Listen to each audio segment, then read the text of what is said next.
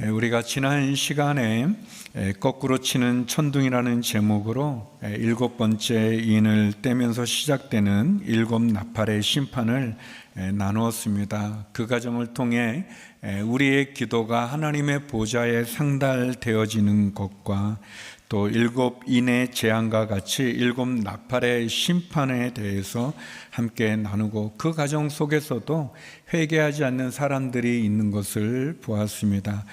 오늘은 계시록 10장과 11장을 나누기를 원합니다. 여섯째 나팔 재앙 후에 강한 천사가 주는 작은 책을 먹는, 그래서 사명을 감당하는 사도 요한의 모습과 더불어서 이 세상의 종말 때까지 교회가 어떻게 복음을 전해야 하는지를 나누기를 원합니다. 교회는 세상의 유일한 희망입니다. 특별히 말세 때 심판의 날이 다가오는 이때 교회는 구원의 방주고 또 세상의 소망이 됩니다. 오늘은 천사를 통해서 작은 책을 받는 사도 요한을 통해 사명을 감당하는 성도들과 또 그리스도를 따르는 교회의 모습, 그리고 하나님 나라의 완성을 살펴보기를 원합니다. 먼저 첫 번째로 사명을 감당하는 성도의 모습입니다. 우리 본문 계시록 10장 1절 2절 말씀을 같이 한번 읽어보겠습니다. 시작. 그러고 나서 나는 다른 강한 천사가 구름을 입고 하늘에서 내려오는 것을 보았습니다. 그의 머리 위에는 무지개가 있고 그의 얼굴은 해 같으며 그의 다리는 불타는 기둥 같았습니다. 그의 손에는 작은 책 하나가 펼쳐져 있고 그의 오른발은 바다를 밟고 있고 그의 왼발은 땅을 디디고 있었습니다. 계시록 10장은 일곱 번째 나팔이 울려 퍼지기 전에 보여주는 예고편과 같은 역할을 합니다.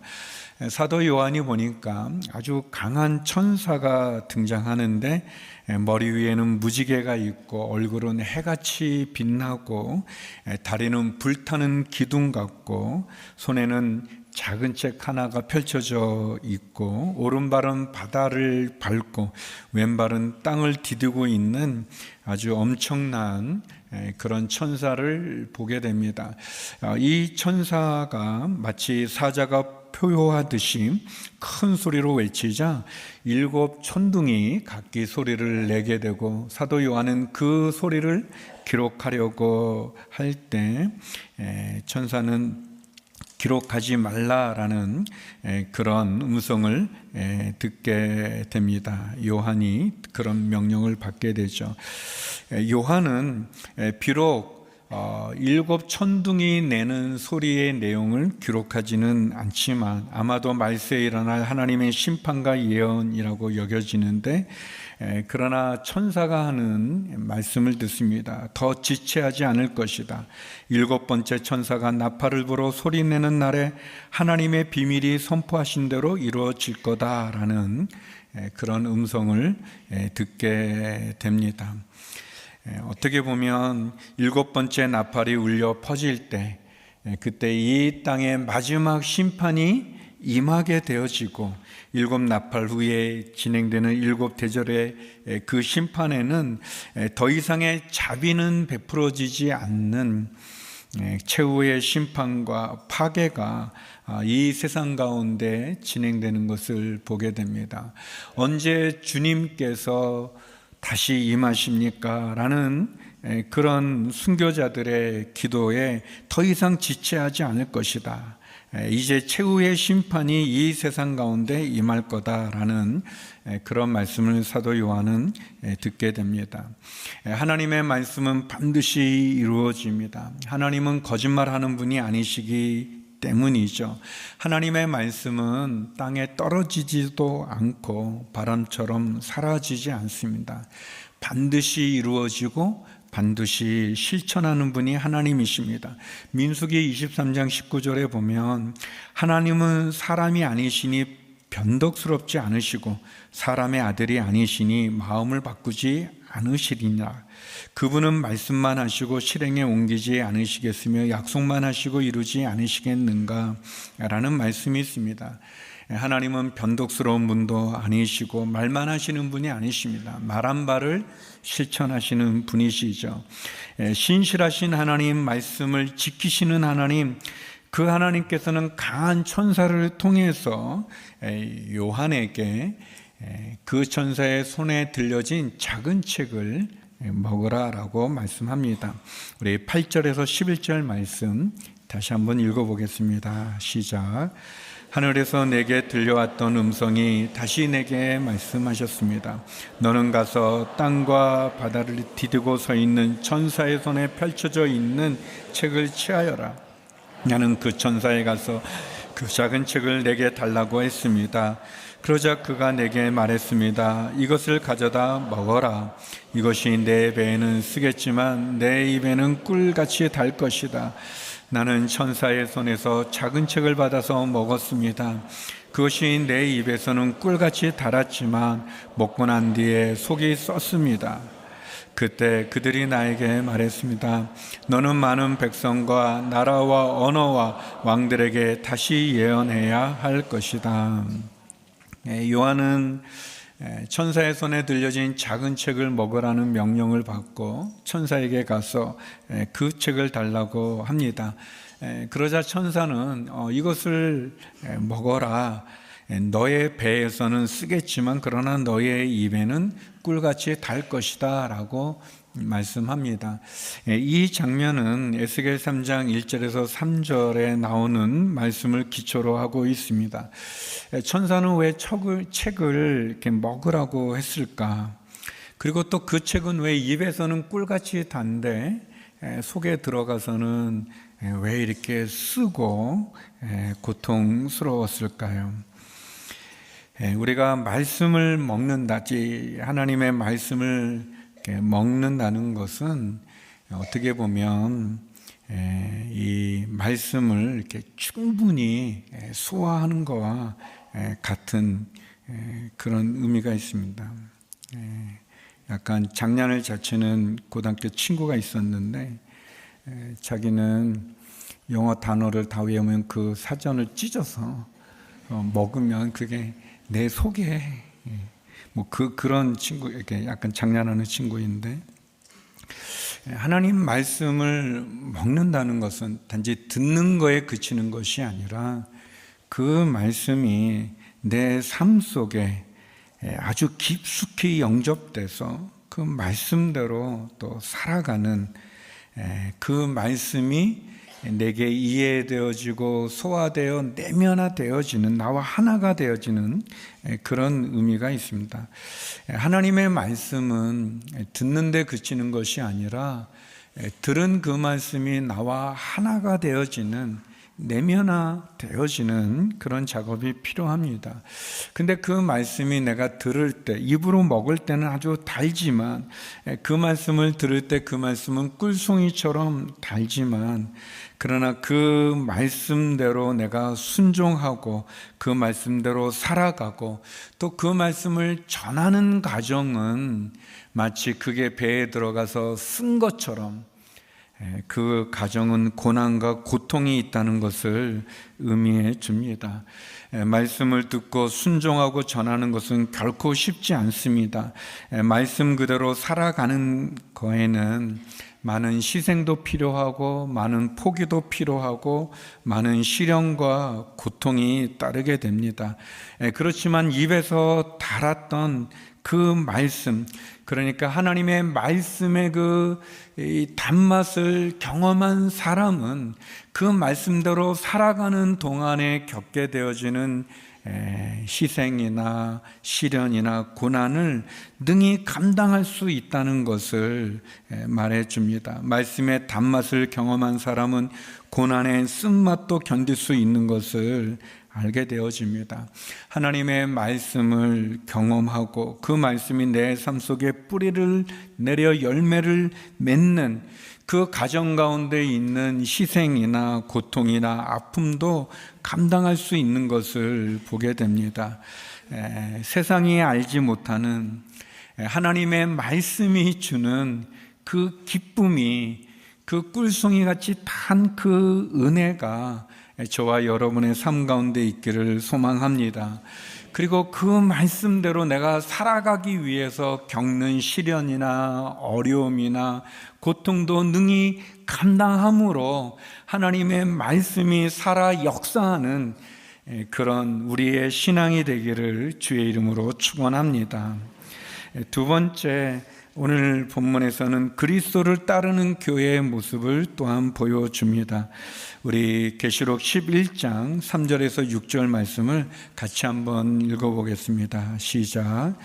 내가 내 두 증인에게 권세를 줄 텐데 그들은 굵은 베옷을 입고 1260일 동안 예언할 것이다. 이들은 이 땅의 주 앞에 서 있는 두 올리브 나무요 두 촛대입니다. 누구든지 그들을 해치려고 하면 그들의 입에서 불이 나와 그들의 원수들을 집어삼킬 것입니다. 누구든지 그들을 해치려고 하면 반드시 이같이 죽임을 당할 것입니다. 이들은 하늘을 닫을 권세를 가지고 있어 그들이 예언하는 날들 동안 비가 내리지 않게 할 것입니다. 또 그들은 물을 피로 변하게 하며 언제든지 원하는 때 갖가지 재앙으로 땅을 칠 권세를 가지고 있습니다. 계속해서 요한은 환상 가운데 1260일 동안 굵은 베옷을 입고 예언을 하는 두 증인을 보게 됩니다. 이 두 증인, 두 올리브 나무, 두 촛대로 이렇게 묘사하고 있습니다. 이 두 올리브 나무는 스가랴 4장에 보면 나오는 대제사장 여호수아와 유대 총독 스룹바벨을 의미하기도 합니다. 또 촛대는 교회를 계시록에서 계속 의미하는데, 그러니까 두 올리브 나무, 두 증인, 두 촛대는 하나님 성령의 권능을 받는 존재로서의 증인을 보여주고 또 하나님의 새로운 믿음의 공동체인 교회를 보여줍니다. 이 성경에서 구약에서 보면 신명기 17장 6절에도 보면 이 증인이 증인으로서의 능력을 갖기 위해서는 너무 빨리 보여주셨는데 그 본문은 아니고 아닙니다. 지금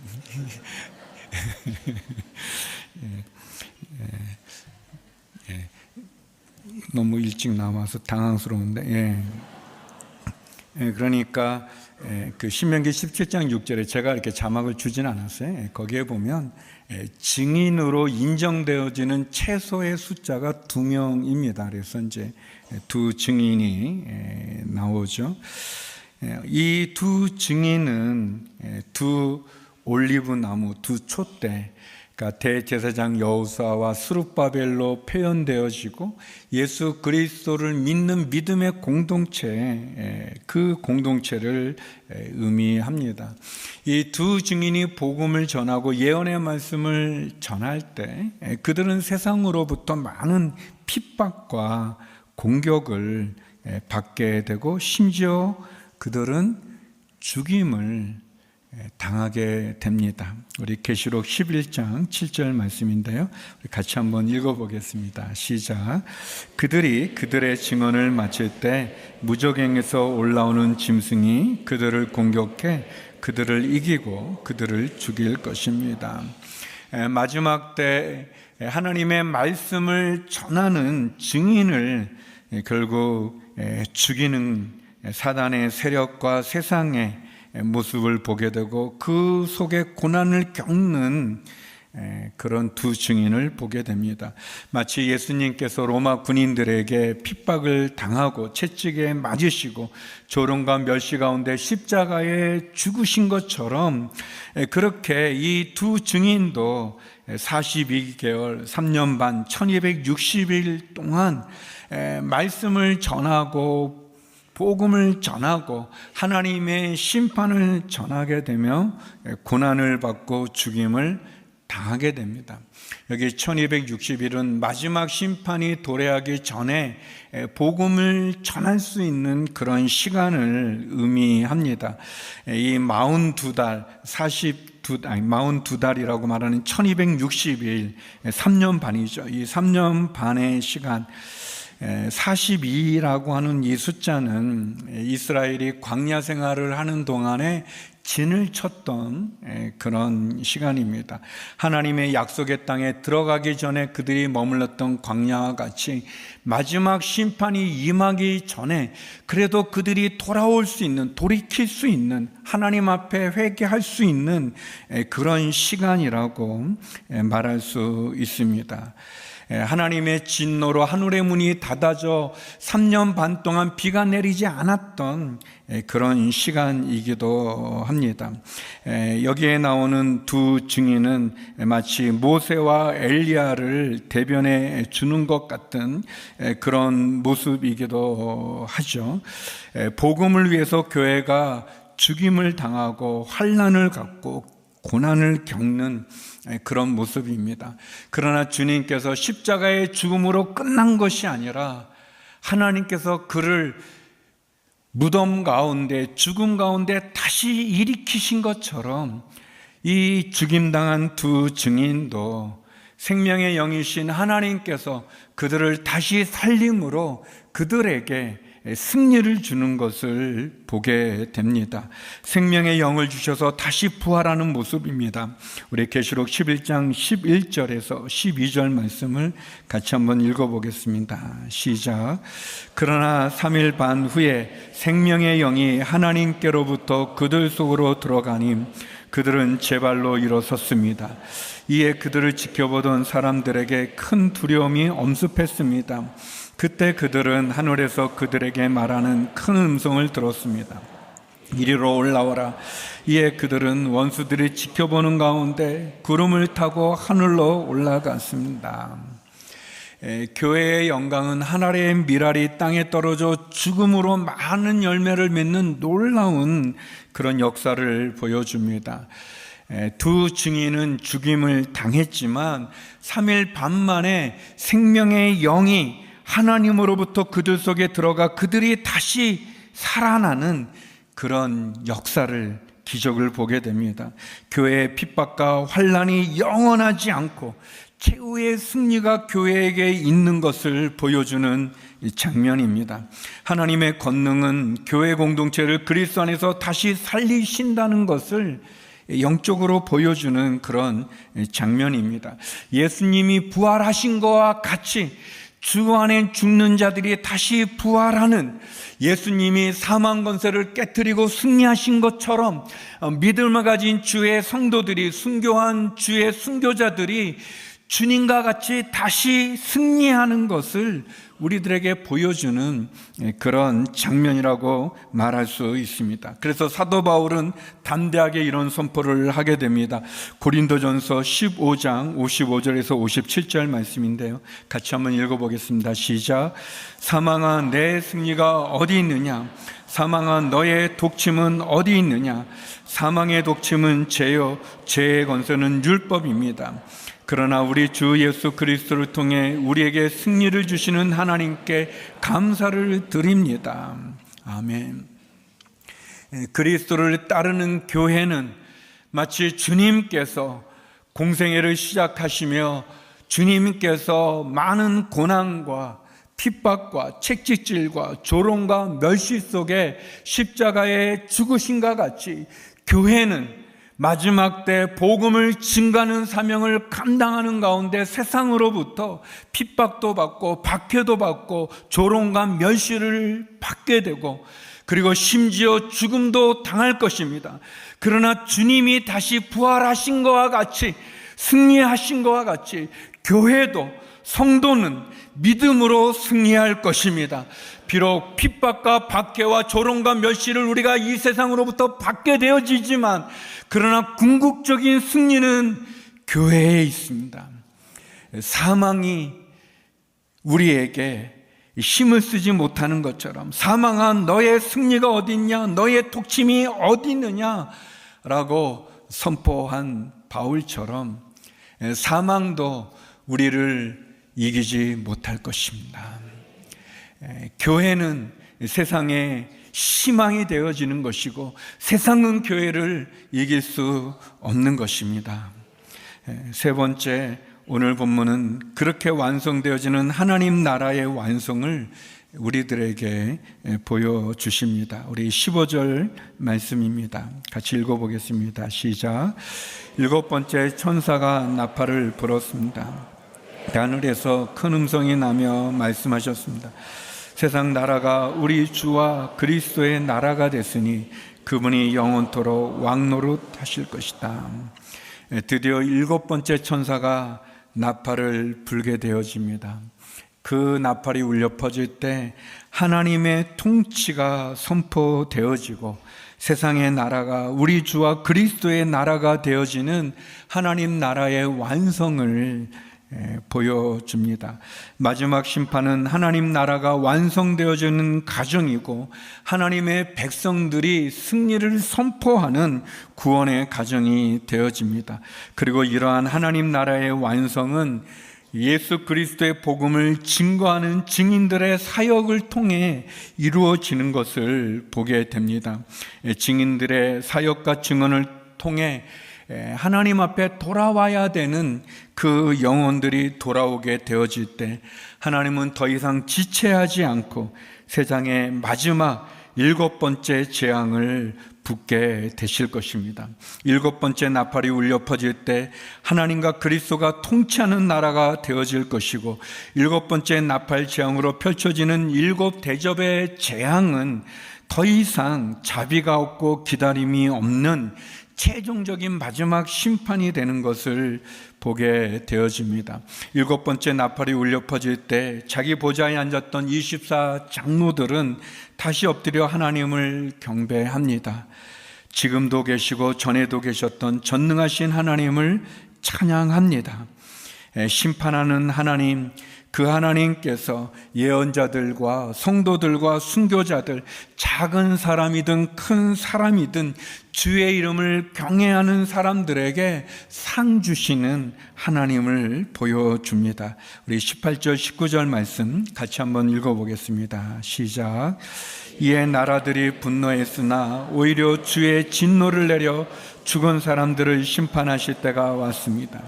주의 종인 예언자들과 성도들과 작은 사람이든 큰 사람이든 주의 이름을 경외하는 사람들에게 상을 주시며 땅을 더럽힌 사람들을 멸망시킬 때가 왔습니다. 그때 하늘에 있는 하나님의 성전이 열렸고 그 성전 안에 있는 하나님의 언약궤가 보였습니다. 그러자 번개가 치고 요란한 소리와 천둥과 지진이 나고 큰 우박이 쏟아졌습니다. 이 세상을 통치하시는 하나님, 결국 땅을 더럽힌 죄인들을 멸망시키십니다. 그러나 믿음을 지키는 자들, 하나님을 경외하는 사람들에게는 하나님이 상을 베풀어 주십니다. 마지막 날의 심판은 주님을 믿는 사람들에게 마지막 심판은 기쁨과 위로와 상을 받는 시간이 될 것입니다. 그러나 불신자들에게는 그 날은 공포와 절망과 심판만 있게 되어질 것입니다. 믿음을 가진 성도들이나 믿지 않는 죄인들 모두 다 하나님의 심판대 앞에 서게 될 날이 있을 것입니다.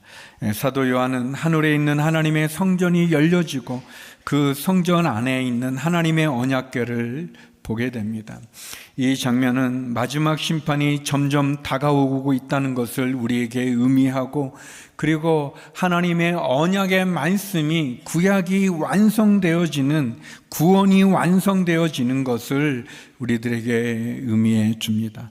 하늘이 열리고 하늘의 영광을 미리 맛보는 그런 성도들, 우리가 드려지는 그런 예배의 그 모습과도 같은 거죠. 신약에 보게 되면 이 하늘이 열리는 장면이 언제 등장하냐면 예수님께서 공생애를 시작하실 때 세례 요한에게 세례를 받고 올라오실 때 그때 하늘이 열리고 성령의 비둘기같이 주님 위에 임하는 그런 장면이 있습니다. 사도 요한이 이제 다시 본 하늘이 열려지고 그 하나님 성소가 열리고 그 성소 안에 있는 언약궤가 보여지는 이 장면을 통해서 하나님의 약속이, 하나님의 구원이 예수 그리스도를 통해 완성되어지는 것을 우리들에게 보여주고 있습니다. 하나님의 언약궤는 하나님의 임재를 상징하고 우리의 구원이 완성되어지는 그것을 의미합니다. 예수님의 십자가의 구원을 통해 완전히 우리를 구원하여 주시는 그 하나님의 은혜를 우리들에게 보여주고 십자가의 구원의 복음을 통한 교회 공동체의 사명을 보여줍니다. 교회는 마지막 날, 마지막 구원의 방주로 서게 될 것입니다. 교회는 세상 끝에 서 있는 증인들입니다. 교회의 사명은 예수님께서 성령을 받고 공생애를 감당하시고 십자가를 통해 구원을 완성하신 것 같이 하늘이 열리고 성령이 우리 가운데 임재하여 능력을 받아 땅끝까지 복음을 전하는 교회의 사명을 통해 하나님의 나라는 완성될 것입니다. 그래서 우리가 잘 아는 말씀처럼 주님은 우리들에게 말씀하십니다. 사도행전 1장 8절의 말씀입니다. 같이 읽겠습니다. 시작. 그러나 성령께서 너희에게 오시면 너희가 권능을 받고 예루살렘과 온 유대와 사마리아와 땅끝까지 이르러 내 증인이 될 것이다. 성도 여러분, 하나님의 마지막 심판이 이르기 전 우리에게는 우리가 감당해야 될 사명이 있습니다. 성령을 받고 권능을 받아 땅끝까지 주의 복음을 전하는 사명입니다. 이 사명을 감당하는 저와 여러분이 되기를 주의 이름으로 축원합니다. 그리스도를 따르는 성도들과 교회들을 통해 하나님은 다시 돌아올 그 영혼들을 기다리시고 그리고 우리를 통해 하나님의 나라를 완성해 가십니다. 예수님께서 십자가의 죽으심으로 구원을 이루시고 부활 승천하심으로 사망 권세를 깨뜨리고 죽은 자의 첫 열매가 되신 것처럼 세상 끝에 서 있는 증인들인 우리들을 통하여서 우리가 비록 고난과 핍박과 박해를 받게 될 것이지만 그러나 죽임을 당할지라도 다시 살리시는, 우리를 부활시키시는, 사망 권세를 깨뜨리시는 주님의 그 승리가 우리의 승리가 될 줄로 믿습니다. 마지막 심판이 임하기 전 믿음을 가진 주의 성도들의 증거를 통해 하나님의 나라를 이루는 이 사명을 감당하는 저와 여러분, 우리 온누리교회가 되기를 주의 이름으로 축원합니다. 주의 이름을 경외하는 자마다 상을 주신다고 말씀해 주셨습니다. 성령을 주시고 권능을 주시는 하나님, 그 하나님이 우리로 증인의 삶을, 증인의 사명을 감당케 하십니다. 이 부르심 앞에 응답하는 저와 여러분, 우리 모두가 되기를 간절히 소망합니다. 기도하시겠습니다. 거룩하신 아버지 하나님, 주의 은혜와 주의 사랑과 성령의 권능으로 땅끝까지 주의 복음을 증거하며 마지막 심판을 준비하는 저희들이 되게 하여 주시옵소서. 예수님 이름으로 기도드립니다. 아멘.